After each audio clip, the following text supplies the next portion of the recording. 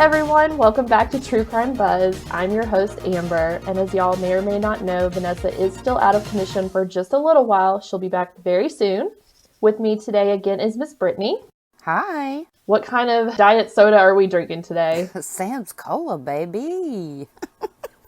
Diet Sam's Cola. Diet Sam's Cola. You know it. I love it. Guess what I'm drinking? What are you drinking? White Claw. Oh. Mango. Though. I love me some mango. I do like the mango and the lemon ones too. The lemon are probably my favorite. I hate White Claw. Like any of those drinks. Even the mango one? Yes, and I love mango. I feel like you need your basic sweatshirt on tonight. I do. Let me go get my basic sweatshirt and my Ugg boots. Sam was laughing at me though because as I was pulling this out of the fridge, like 3 times in a row, I was like, ain't no laws when you're drinking the claw. Oh. There's that Fairview. Yep. And shout out to my other friend Brittany down in Georgia who got me onto White Claws. It's all her fault. Oh, it's so... I mean, so here's the situation. You know that I do the online shopping like for groceries and stuff just like you do. They have been out of Rex Goliath wine for the past 3 or 4 weeks. And you know, I went to Publix the other night. I thought, I'll get me a couple bottles of Rex Goliath. I know Publix won't let me down. They were out. They let you down like that? I have no Rex Goliath wine. So I had to just, I had to order box wine.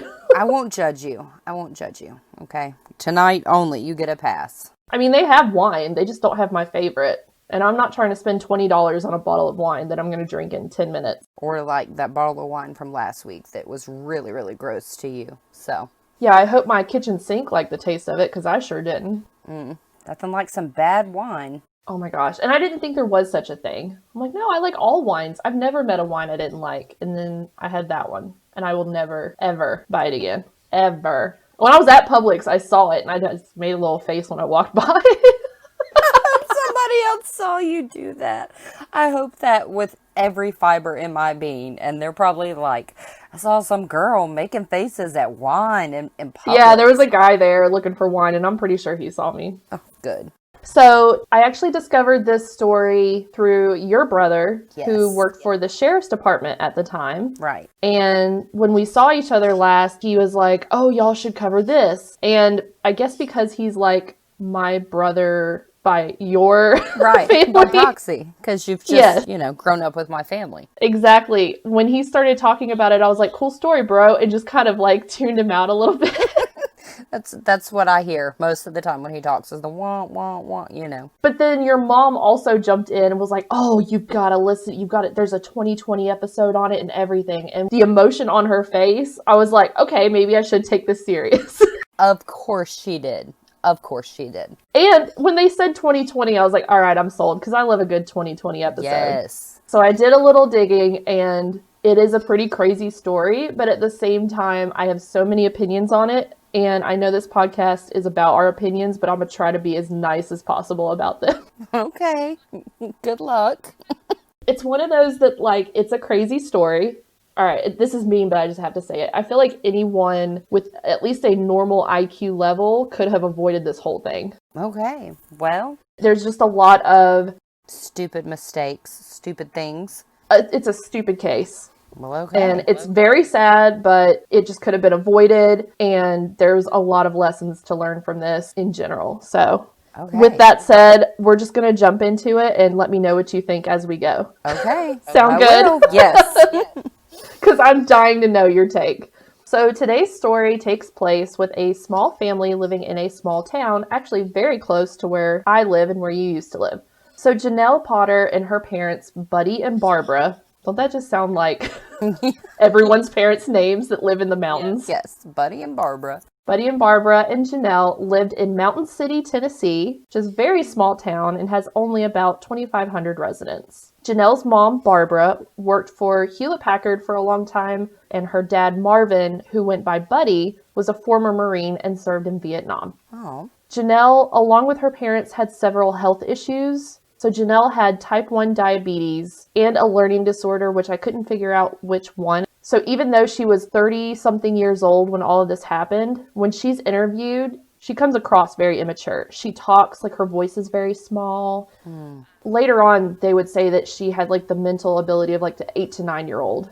Oh, okay. So she grew up very sheltered. They actually weren't from Mountain City, Tennessee. They moved there in about 2005. But her parents sheltered her a lot. And I don't know if that's just because of her disabilities or if they were just very overprotective helicopter parents, but they kind of took it to a different level. So even at this age, she didn't work. She didn't drive a car. She had rules that she had to abide by.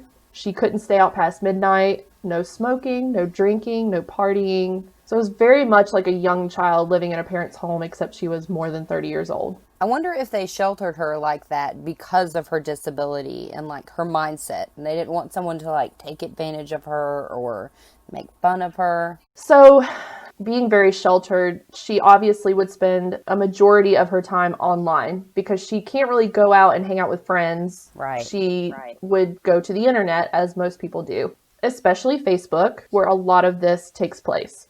Okay. And of course, her Facebook was monitored by her parents. So that's kind of a picture of that family and Janelle. So one day when Janelle went to the local pharmacy to pick up some prescriptions, she met someone who worked there named Tracy Greenwell. And Tracy saw that she was kind of an outcast and kind of sheltered. And, you know, she kind of picked up on that vibe that maybe she could use a friend. Right. They exchanged numbers and said, let's hang out sometime. And then that turned into them being best friends and hanging out literally all day, every day. Aw. I know, and that's sweet. That is sweet. So they literally did everything together. They would go out to eat. They would go walk around the mall. They would talk on the phone all the time. And the house phone, because Janelle was not allowed to have a cell phone. That's a bit much. Yeah. Since she spent lots of time with Tracy, this meant that she also got to meet and hang out with her other friends and family. So this meant that she would eventually meet Tracy's brother, Billy. Okay. She seemed to develop a little bit of a crush on this guy. Tracy would later deny this. She didn't really see that she had a crush, but everyone else was like, yeah, this girl had a big crush on your brother, and you just didn't realize it. Well, as a person with two brothers, that's not something you ever want to admit to yourself, is that your friends could find your I was gonna say. attractive. Gross.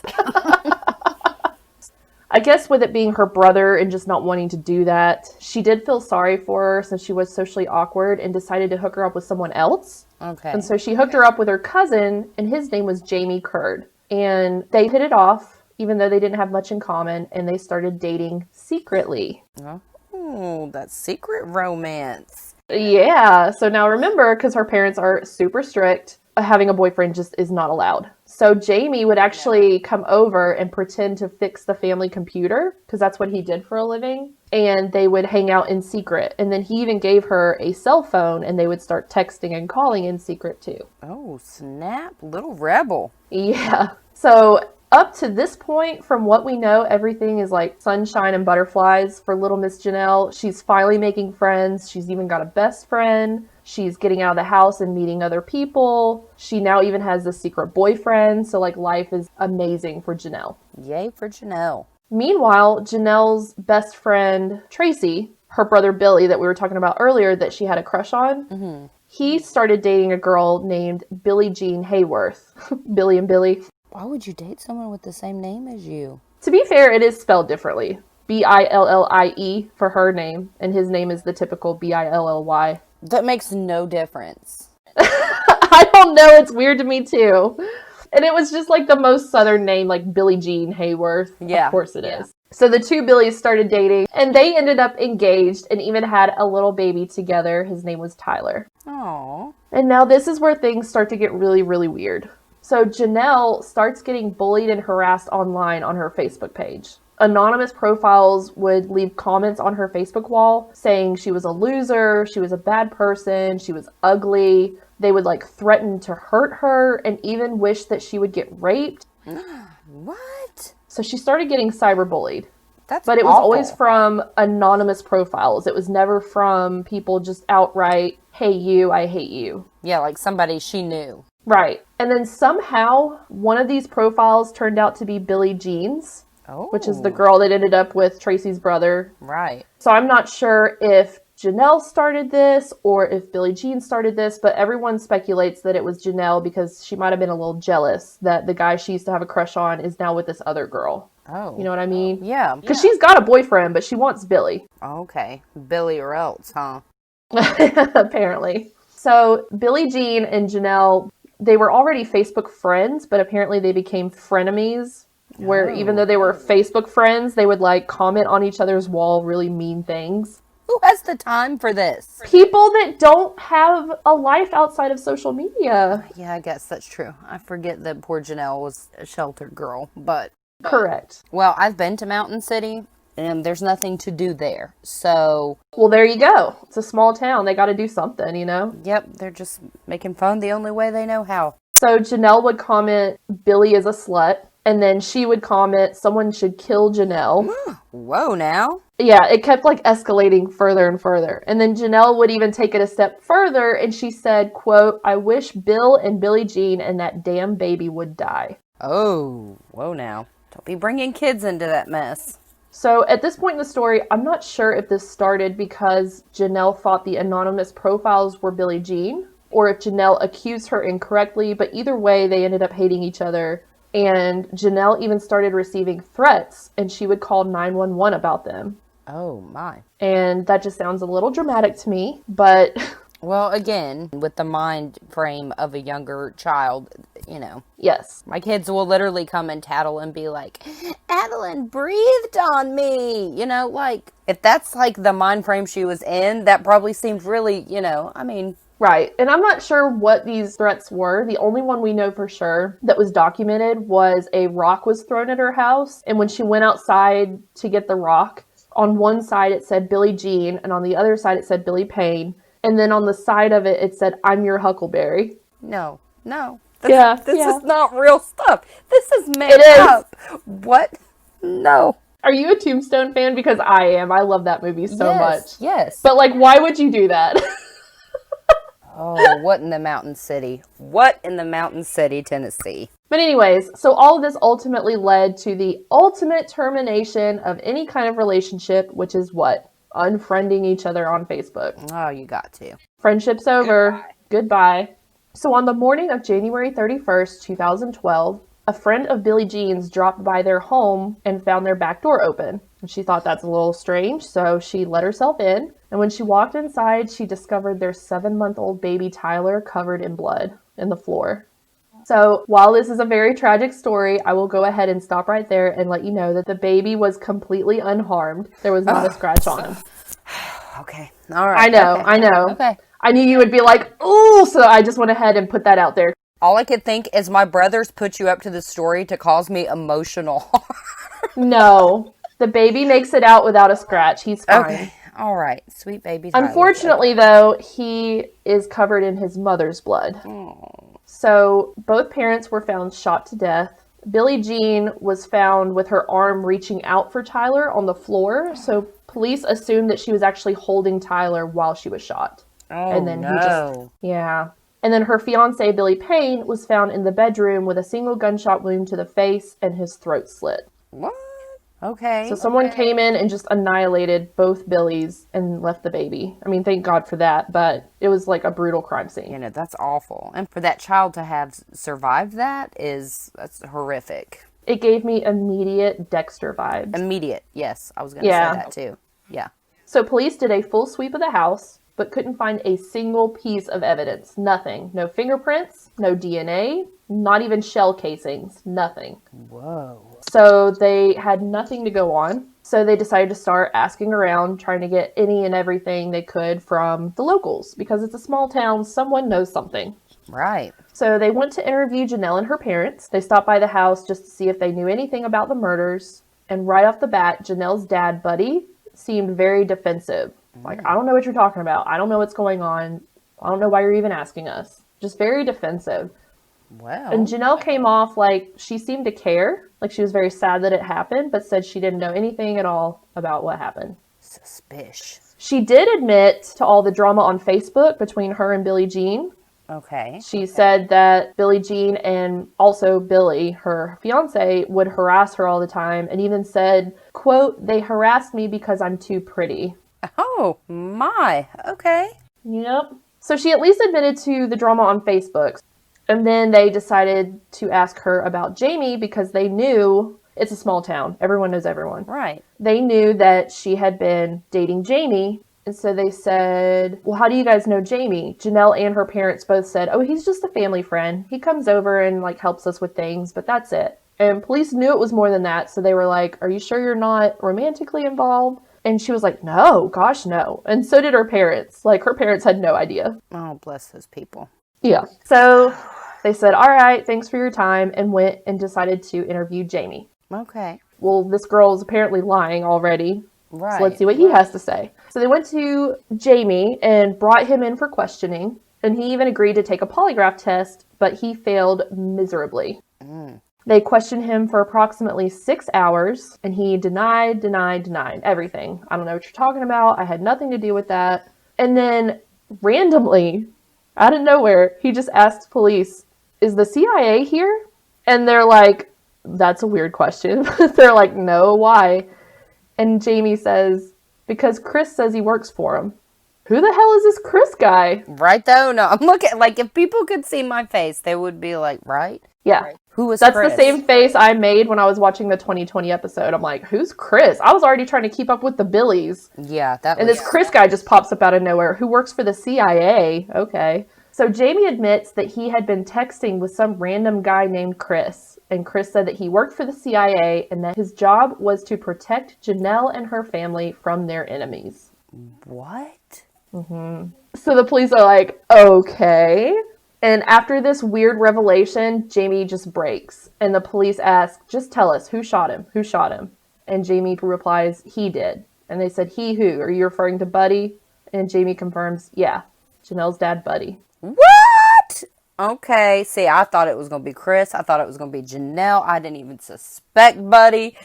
Okay. Yep. All right. So the police are like, awesome. Say, let's take it a step further. Why don't you go ahead and call Buddy and we'll record it. Like, work with us to get more information. And Jamie goes, okay. So Jamie calls Buddy. And while they're recorded, Jamie says, quote, they're pointing fingers. You got rid of everything from Bill's, right? And Buddy goes, yeah. And Jamie replies, okay, that makes me feel a lot better. So it's not a confession, but he's agreeing with what he's saying. It's kind of cryptic, but you can get that, like, these two are up to no good and he knows something also. So the police arrest Buddy and bring him in for questioning. And he denies everything. I don't know what you're talking about. Like, he had no idea that they recorded him. So they questioned him for 4 hours, and eventually he breaks down crying and starts talking about his daughter and his family and how he was sick of them being harassed all the time. So the police said, why don't you call your wife? Let's give you a little break. Why don't you call your wife and calm down, and then we'll keep going. Yeah. So he calls his wife, which is being recorded, and Barbara gets on the phone, and he says, before you find out from somebody else, I did it. I was involved in it. He confessed. Wait, so Barbara didn't even know? When Barbara was questioned about this, like, okay, so your husband admitted it. Why did you guys lie? She defends her husband. She said that he had serious health problems with oxygen in his lungs and stuff. Right. And he was on, I want to say 4 liters of oxygen, which is a lot, and had to take medication. And when he went to the police station, he didn't take his oxygen or medication or anything with him. He probably didn't think he was going to be there very long, but he was there for 4 hours. Ooh. And she said that without oxygen, he gets delirious and he says weird shit. And he could have confessed and not meant it. You know what I mean? Okay. That's what she says. Oh, Barbara. Barbara, honey. Yeah. She is defending her man. Stand by your man. That's right. But regardless of what Barbara says, they have more than enough. They get a search warrant and go out to the Potter's home, and they find over 60 different types of guns. Whoa. Which, let me say this. So this is the part of 2020 where I couldn't stop the eye rolling and the huffing because, as you know, we're from the South. Mm-hmm. They made such a big deal that this guy owns so many guns, and some of them being AKs and all this stuff, and that he carried one on his hip everywhere he went. Oh my gosh, how dare he be such a gun-toting person? But that's literally how most people are in the South. Wouldn't you agree? There's tons of people that carry guns everywhere they go. Right. And they were like, oh, he even had like a belt that keeps like the bullets in it. Well, did he have a permit for his guns? Yeah. This was all legal. Okay, then. But they just made it sound like such a big deal. Oh, I see. This guy's such a criminal because he had so many guns. And it's like, welcome to the South, guys. Yeah. They also found printed Facebook pictures of Billie Jean and her friends, and some of them were like ripped in half. Whoa. And I think one of them had the word bitch written on it. Ooh. And they even caught Barbara, like while they were getting these pictures, she was in the house, and they even caught her like ripping them. Like she was trying to destroy evidence. Oh my gosh. Yeah. They also seized the family computer and 3 large trash bags that they found in the back of Buddy's truck that were full of shredded documents. So it was very, very obvious that they were trying to cover up a whole thing. What kind of documents? So they had someone put together all these shredded pieces of paper, and God bless them because it probably took forever. Yeah, it sounds like a nightmare. And it turned out to be emails between Barbara and the random CIA agent Chris. Lots of emails. We're talking, I think they said it was 100 pages. Please tell me we're going to find out who this Chris person is. Please tell me. We are. Okay. You know I can't handle an unsolved mystery because I won't hardly ever cover those kind of cases. I can't handle it either. Because I lose sleep over them. I'm obsessed with them, but can't handle them. So same. So these emails talked about all the threats and the harassment that Janelle had been receiving and how Barbara wished it would stop. And Chris would reply that he was watching the family very closely under 24/7 watch. He was monitoring the Facebook activity, constant surveillance to ensure their safety. Okay. All right, here we go. Oh. I'm sorry. I'm so scared. The story is already so ridiculous. So crazy. After seizing the family computer, tracked the IP address for the emails, and noticed that it kept coming back to the family's home address. So who was it? Welcome to MTV's Catfish. Her name is Janelle. What? It was Janelle. No. Janelle is Chris. Yes. What the fuck? Oh, yeah. Oh, yeah.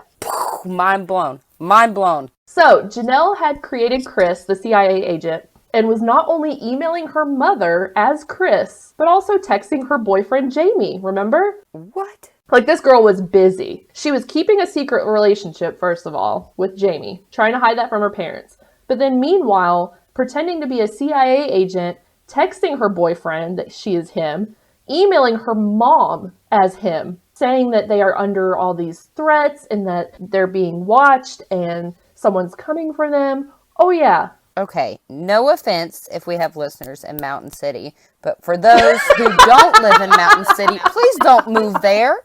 Don't move there. You're going to have too much time on your hands and you're going to do really stupid shit like this. Yes. So, in my mind, I immediately thought, just because the computer IP address kept pinging back to the home, how do you know it was specifically Janelle and not her mom creating this, or her dad apparently is involved? Yeah, and they're all crazy, clearly. But they could tell that it was Janelle because the spelling and the grammar of the emails, there was tons of misspelled words, simple words like arson.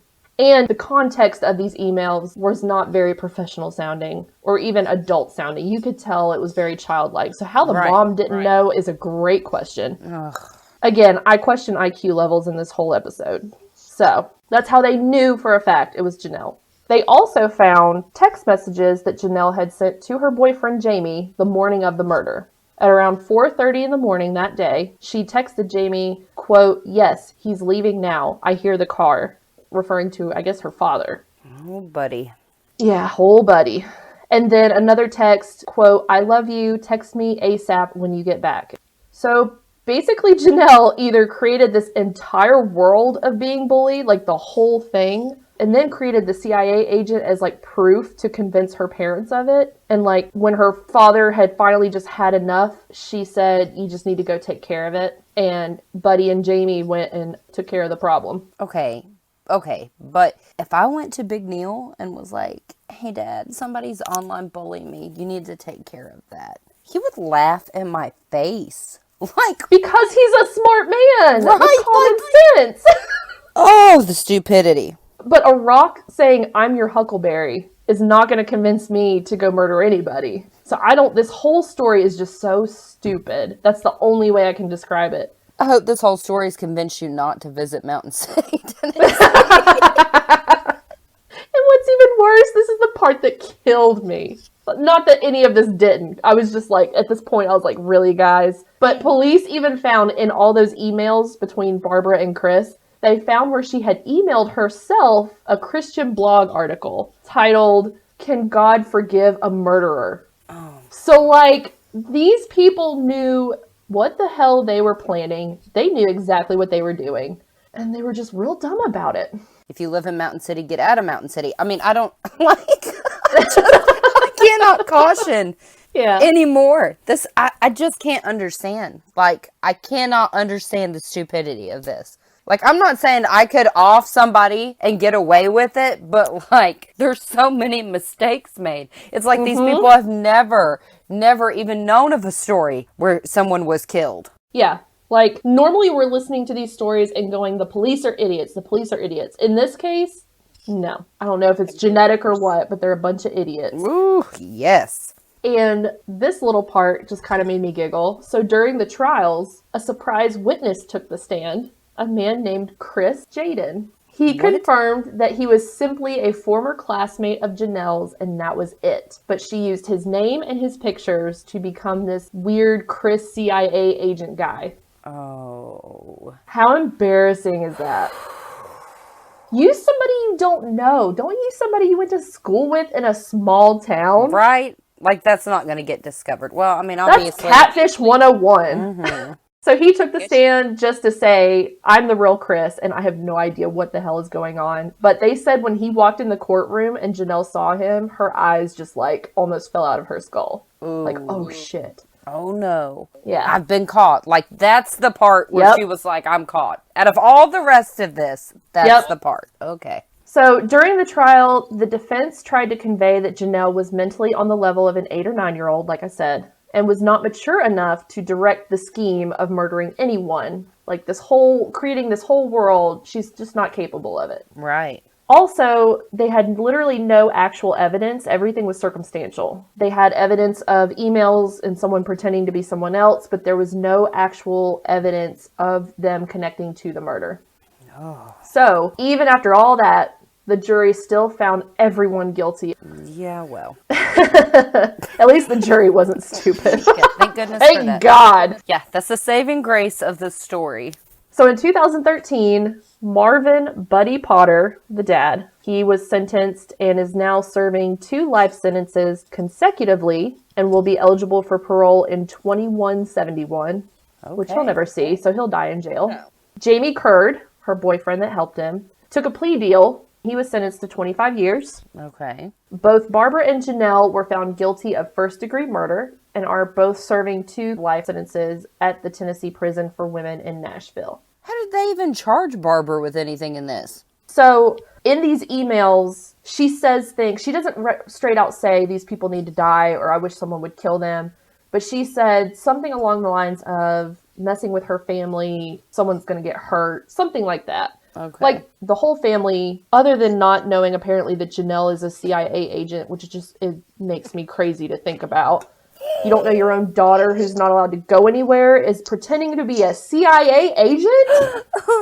Like Biden says, come on, man. Come on, man. So Barbara and Janelle, since they didn't actually do the murdering, they were still in on it. They're just as guilty. They were found guilty of first-degree murder. But in 2016, they both did an appeal for a new trial. Okay. Because they were actually, in addition to the murders, they were convicted of an older law, which is conspiracy to commit first-degree murder. Okay. Apparently, that was recently no longer valid. Oh. So they were trying to state that they were being charged for something that's no longer a law. And so the judge agreed with that. So the prosecutors and the defense attorneys reached an agreement, and they agreed to a sentence of 15 years on the conspiracy conviction in addition to their 2 life sentences, which they're serving concurrently, which means at the same time. So altogether, they'll be eligible for parole in 2071.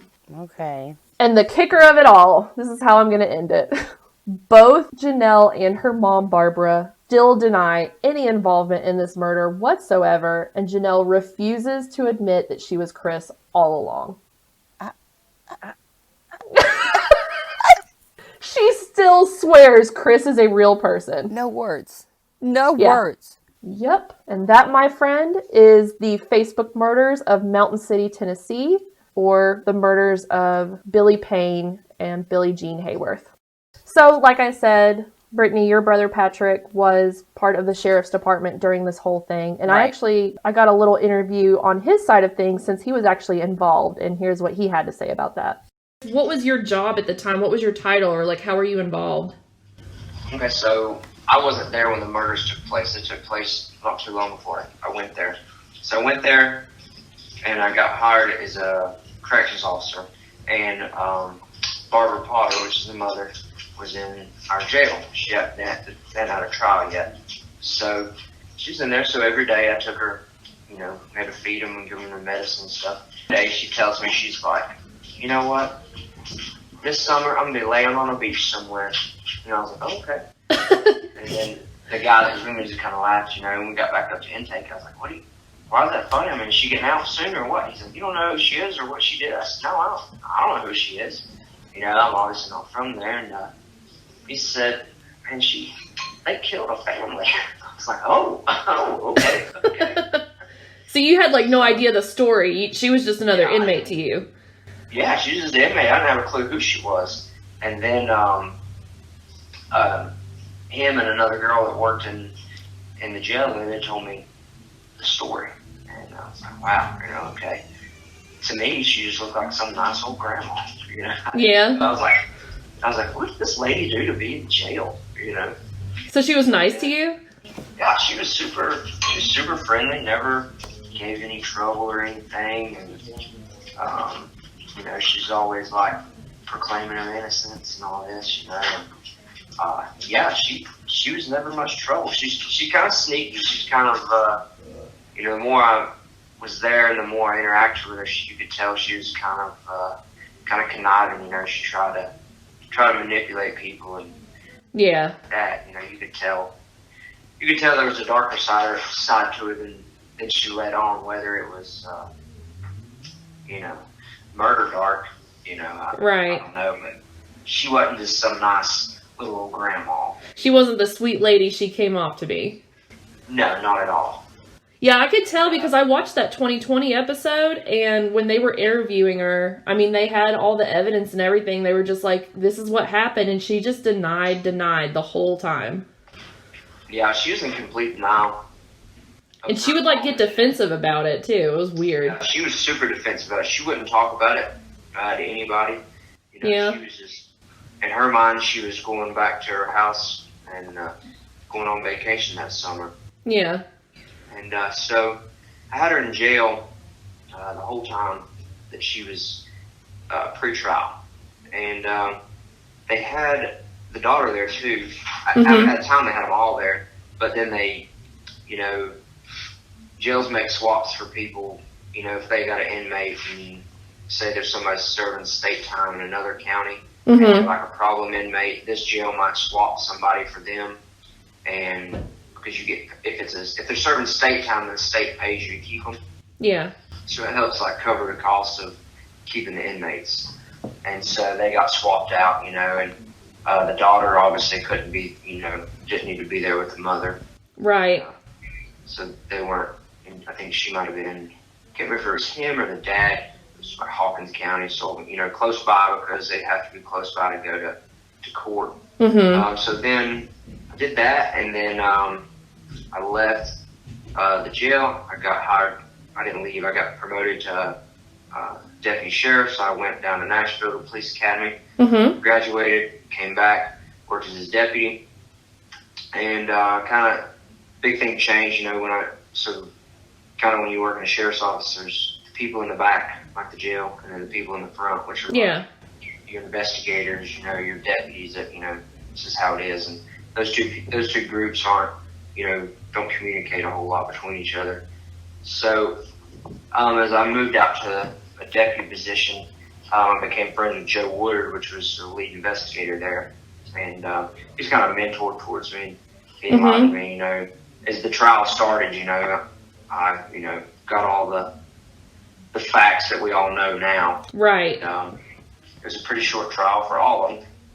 Yeah, I was shocked it was so short.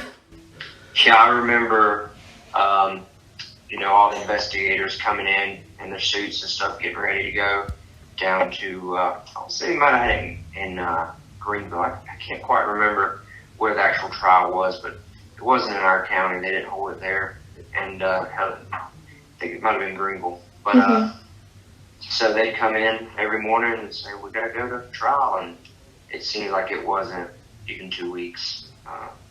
Yeah. So done deal. Every one of them convicted. So did you only meet the mom, or did you meet any of the other family? So I just met the mom, and I've met a lot of family members from the victims. Mm-hmm. And, you know, that whole thing, it took a toll on the community. You know, you could tell, you know, just kind of, it's a strange place, Mountain City. You know, it's got this it appears to be like Mayberry. You know, it's this little town. That's kind of how I picked up on it too. I've never been, but that's what I assumed it was like.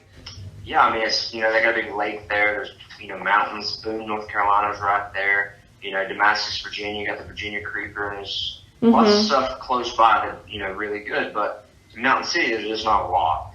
And for jobs, there's not much employment there.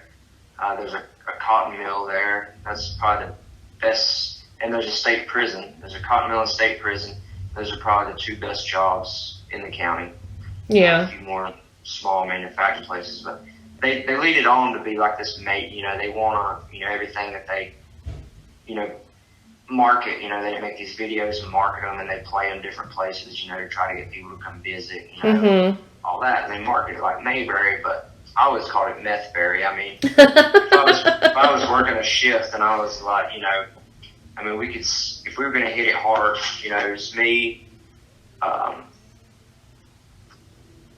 my partner, and a power shift guy, three deputies. Yeah. And in one set of shifts, so 4 12-hour shifts between us, which was it was either like 18 or 21 people in jail on meth charges. We just hit the ground and said we're gonna see how much cleanup we can do in 4 days. But that many people in jail on meth charges. So, and that kind of explains the area to you pretty well. I mean, it's you know, there's not much going on. Yeah, that's what Brittany said, because I've never been there, but Brittany said that there's literally nothing to do there. It's the teeniest, tiniest little town. Like, you blink, you miss it if you drove past it. There's like this little tiny historic street, or this historic district. It's got 2 roads going through it, basically. One's about 150 yards long, and one, if you count, I mean, from the 5-lane to where it goes by the high school, you're talking 1,000 yards, and that's the town. Oh, wow. So, the Mountain City Police Department, they patrol about 1 square mile. And then the Johnson County Sheriff's Office, they patrol about 340 square miles. And so when we did our 340 square miles, it was 2 deputies per shift. So, you know, if I'm working on one end of the county, my partner's on the other, you know, we're 30 plus minutes away, 45 minutes away, depending on, you know, where we're at. That's your backup. That's your closest backup. It's 45 minutes away. That's lights and sirens as fast as you can drive. Wow. You know, it's not a real great place. Yeah, doesn't sound like it. Lots of nice people, but there's lots of not so nice people too. So it's right. You know, but yeah. So I mean, there's a lot of crime there. You know, drug-related crime. So, you know, suicide. I mean, they have a pretty high. I feel like, you know, their suicide rates for their, you know, per capita people, I feel like their rates are pretty high. Well, yeah, in a small town with nothing to do, I'm sure people get depressed and bored and resort to drugs and stuff. Yeah, and so, you know, the roads are super curvy, and so I feel like, you know, for the area, we worked a lot of suicides and a lot of fatal wrecks and things like that. So I feel like, you know, death's almost a natural thing there. You know, but something like this happens, you know, it shakes the... Oh, I can imagine. And I know, I can't remember the name of the book, but the district attorney at the time that tried them, he wrote a book about the murders and the trial and everything like that. Oh, really? And yeah, I know Barnes & Noble sells it. I used to have a copy of it, and I don't anymore. I don't know what happened to it, but Ooh, I'll need to look into that. yeah, it's out there, and I wish I could remember his name or the name of the book. But when I went on as a deputy, we had a different district attorney Mm-hmm. than they did at that time. So I don't know him, the guy that wrote the book. Yeah. You know, he wasn't. I didn't work with him. You know, I worked with the other guy, Matt, later. So I gotcha. yeah, I mean, it was kind of a big deal. You know, it shook the community, and there's a lot of, you know, obviously the child is still alive. The child of the. And thank God, yeah. And so I guess I read somewhere that the family, I guess, assumed care of that child. Do you know anything more about that? Yeah, they did. They, I want to say, you know, both families split their time with the child. This is, you know, kind of to be expected. Mm-hmm. You know, as far as I know, she's, you know, doing good. Well, good. You know. But yeah, so the aunt of Billy, Yes. female Billy, she worked at a gas station that we went to a lot every night. It's called Scotchman. We'd always go there, and super nice lady, and you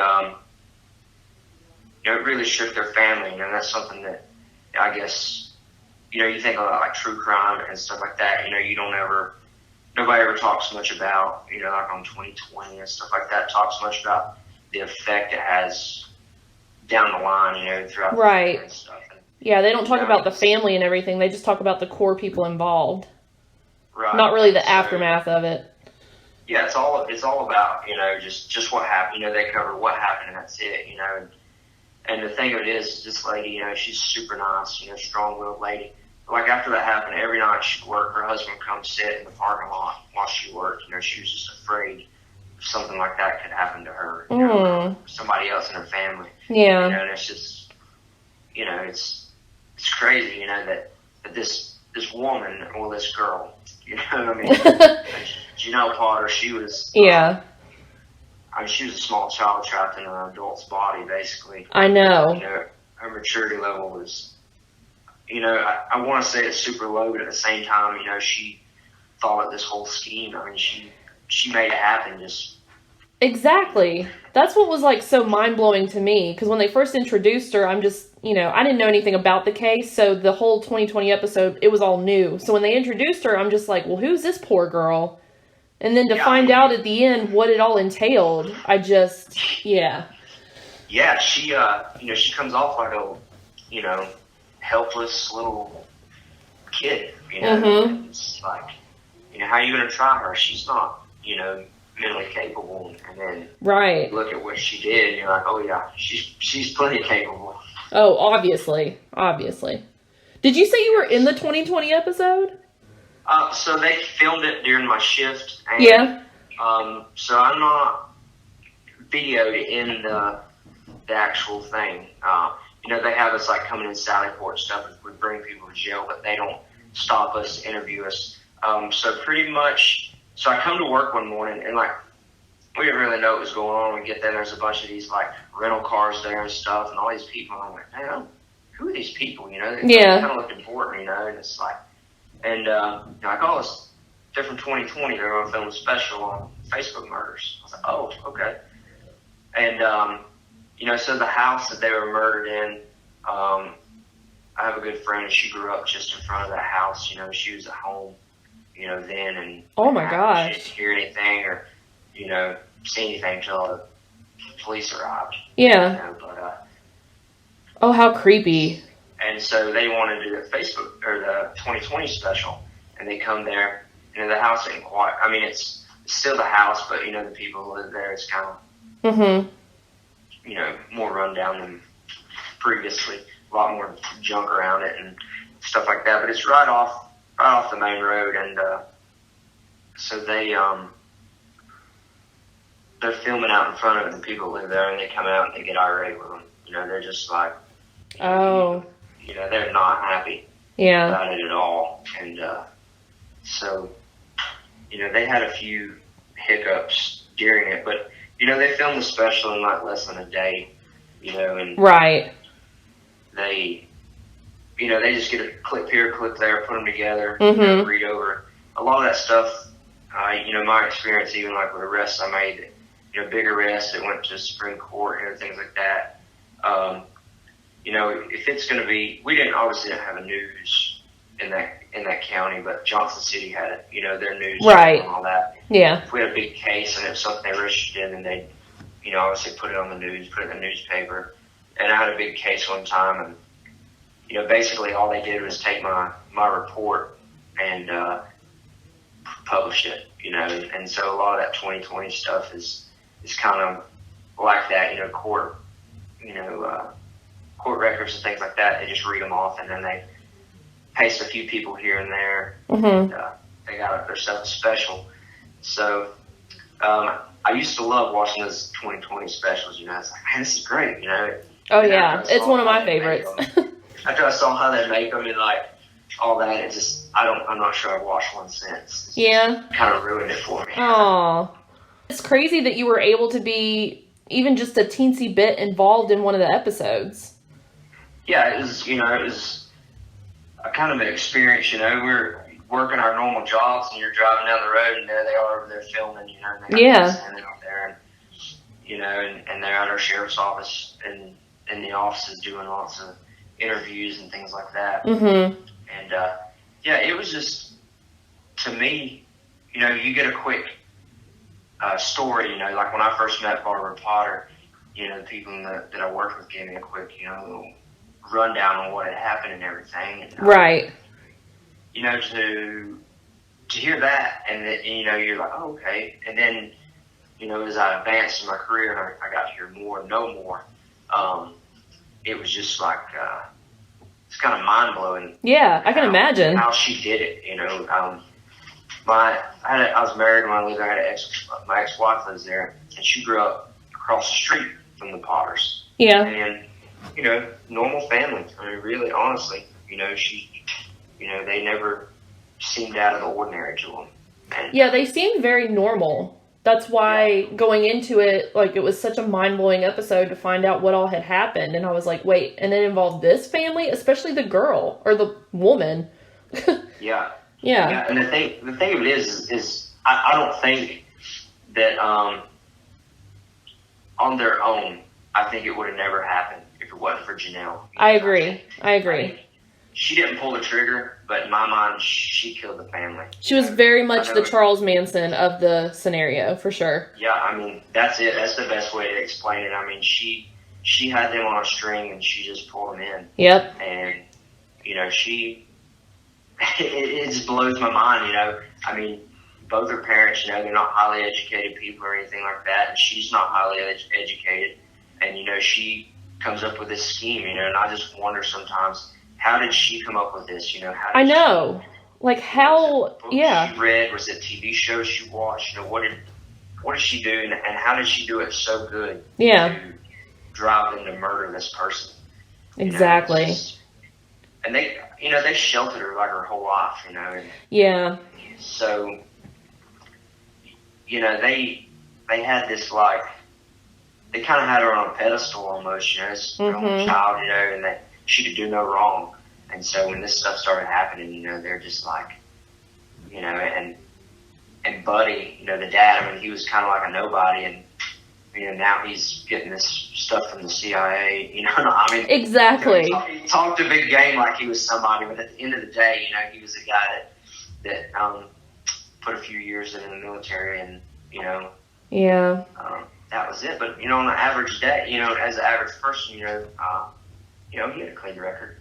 He wasn't, theft or, No. That's why it was just so out of left field. So shoot two people in the face, Exactly. Oh my God.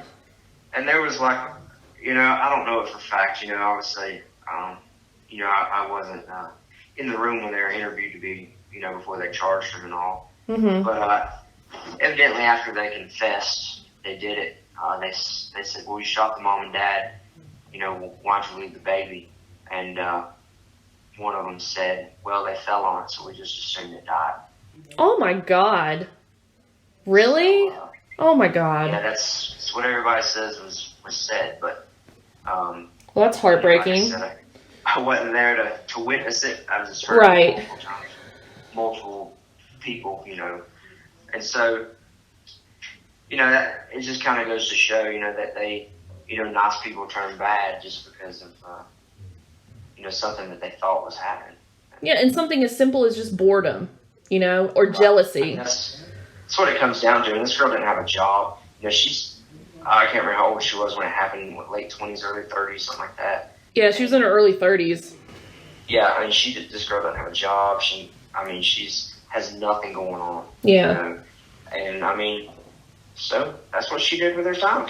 Oh my God. She made a plan to have some people murdered, that she just didn't. She didn't approve of Billy being with Billy, and that was her man, and she couldn't have him. Nobody could have him. And, right. Yeah. Oh, it's crazy. Yeah, and I don't know how she thought it was going to end. That's something that. Yeah, like what was your ultimate? I mean, where was she going with this? Yeah, I mean, what did she think was going to happen? Did she think they were just going to die, and the case was never going to be solved, and all this, Mm-hmm. And the thing of it is, I guess they think it's their fault, same thought as me. I think they're from Pennsylvania, but I think their thought is small town. That's what people think. Small town, Mm-hmm. small town police, and things like that. And Joe Woodard, the investigator there, I mean, he's top of the line. I mean, he could work anywhere in this country and close cases. Yeah. He's much more advanced than anything you would ever expect to find there. Well, I even told Brittany when I was watching the interviews when they were investigating and all that, normally when we do true crime stories, we always talk about how dumb the police were and how many mistakes they made. And in this case, they made great choices and were super smart and was able to nail it down pretty quick. So I was shocked. Like I said, Investigator Woodard there, he's very methodical in the way he works, in his actual physical work, but mentally, he likes to, if he has somebody, that he's interested in, and any good investigator, not just him, but any good investigator is going to talk to everybody they can, but they're really going to listen, and, they're going to listen to what those people have to say over and over and say, okay, did they slip up? Did they say something I didn't catch the first time? Yeah. But, I mean, he's kind of like, honestly, he's kind of like White Buffalo, Yeah. Unheard of, because he catches it the first time. A lot of people, you hear these stories and stuff and true crime, and 3 years went by and we're like, let's watch those tapes again, and, fortunately he's the kind of person that, he hears it and he remembers it and he doesn't have to go, I'm sure sometimes he does, but for the most part, he's on it. Yeah. Well, thank goodness for that. So they were able to get this taken care of so quickly, or solve it at all. It was quick. I mean, you look at what happened and then the time frame that they made their arrest and got confessions. I mean, it was super quick. And like I said, on the 2020 special, they show a lot of the interview. Mm-hmm. You can see it's very calm, relaxed. Yes. Environment. There's no. You see like how he asks his questions and things like that. Very methodical. He's going about it in a way that you're going to feel comfortable. And I mean, you watch them at no point did they feel like they couldn't just get up and leave. You watch some of these investigations, and it's supposed to be they're on their free will, and you're like, this person is. Yeah. It's like, man, this is not okay. Yeah. And I think that's one thing that helps, so much that he did, it was just super free, super loose, and he, talked to him, told him what he had, and, they served that search warrant on him, got those computers and everything, and, I mean, it was done. I mean, if they wouldn't have confessed, it wouldn't have mattered. I mean, there's so much evidence in the case that, I don't know what they could have done to get out of it at that point. I mean, they were so wrapped up in it. Wow. Well, thank you so much for like taking the time to let me talk to you and just get those inside details, because this is very rare that we know somebody that was even slightly involved in getting your take on it. So thank you so much. Oh, you're very welcome, and I'm a big fan of your podcast, so Oh, you're so keep sweet. bringing the good stories. All right, well, it was good talking to you. Thank you again, and yeah, I'll talk to you later. Love our podcast? Then hit that subscribe button and leave us a review. We're also on Patreon. Head on over to patreon.com/truecrimebuzz and join us today for access to all of our exclusive content, including bonus episodes. You can also find us on Facebook, Instagram, and Twitter at TC Buzz Podcast. And last but not least, you can check out our website at truecrimebuzz.com. Until next time, cheers.